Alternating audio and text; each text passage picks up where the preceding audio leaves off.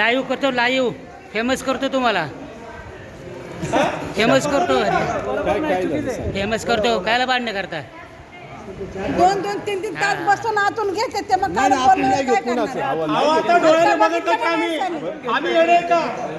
बघणार माणूस.